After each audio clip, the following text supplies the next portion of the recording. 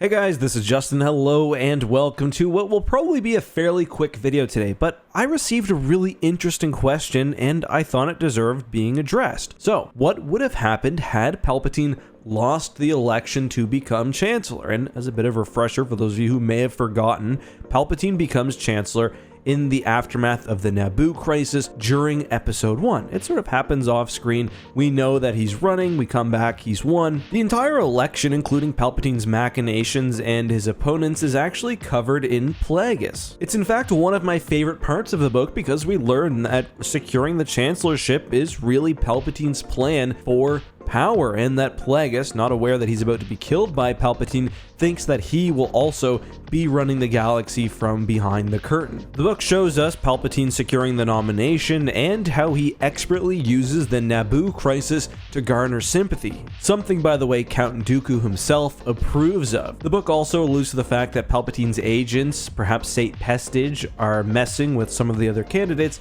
and through all of that, Palpatine is able to win the election through a more comfortable victory than the pundits had been projecting. But what if Palpatine had lost? It's a really interesting question, and although it could have went multiple ways, by this point Palpatine had sunk his tendrils so deep into the Republic that I think there was very little chance he ultimately would not have succeeded. One thing, however, is Plagueis may have lived somewhat longer.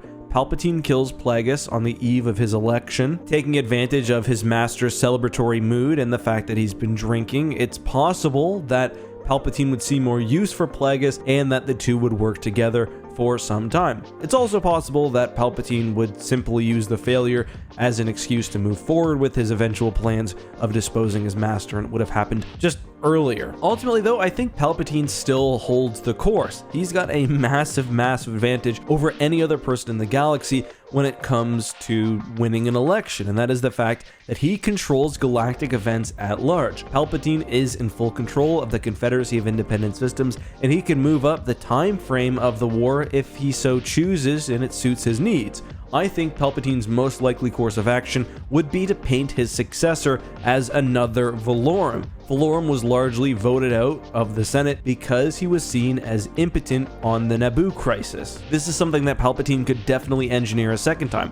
Let's say Senator Bail Antilles wins. Antilles was an Alderaanian senator and was somewhat popular because he was seen as an antithesis to traditional Republic corruption. Maybe Palpatine waits an entire election cycle and he fabricates evidence about Bail Antilles actually being corrupt, undermining the key thing that had garnered him support. Otherwise, perhaps Palpatine engineers another crisis and somehow ensures that Bail Antilles is not able to effectively respond. Either way, one thing to note is that Palpatine maintained a very high level of popularity for most of his reign, and I think that would continue if he sort of gracefully accepts the loss of the first election and is shown to return to public service. Either way, I've got no doubt that with the power of the Confederacy at his hands, that Palpatine is able to make things happen and eventually gain his position of head of the Republic. Now, I don't think Palpatine does anything kind of crazy like moving over to the CIS, becoming the CIS head of state. He already has Count Dooku for that role,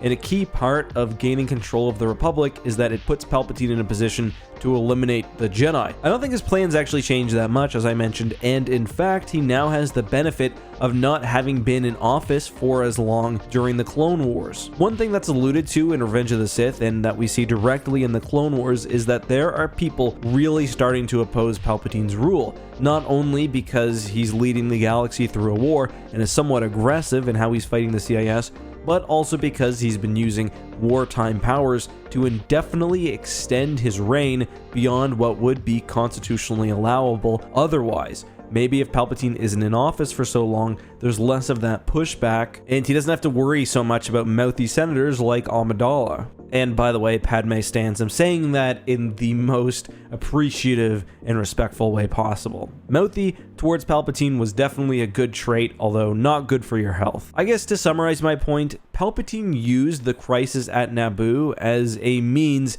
to gain power. However, conflict in the Star Wars galaxy, even at this point, was not rare. We know that Valorum, for example, already had a weakened position due to a poor handling of the Inchoria uprising, so the Republic is definitely acutely aware of how leadership handles these small fires. That being said, there are maybe a couple of issues. First of all, Palpatine now has to be very careful. I mean, he always was, but at this point, the Jedi are aware that the Sith have most likely returned because Darth Maul has been found and killed. That doesn't change whether Palpatine wins or loses the election. And it's kind of funny, the book paints that night as sort of having a major win, the election, of course, and a smaller but still important loss as the Trade Federation is defeated at Naboo. On the other hand, maybe Palpatine's relationship with Anakin's is able to deepen. He's not going to be under as much scrutiny given the fact that he's not the chief of state, so maybe he'll be able to turn Anakin to his side a little more quickly. All in all, though, I see Palpatine as sort of the culmination of the Sith working in the shadows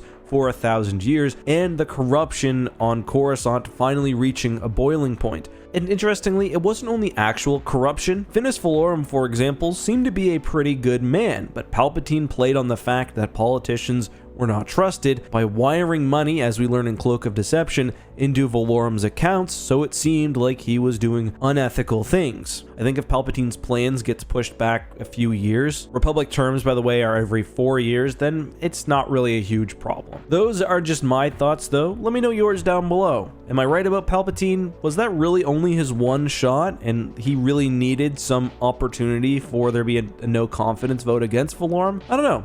Let me know your thoughts down below. Until next time, be safe, have a good one, and may the Force be with you.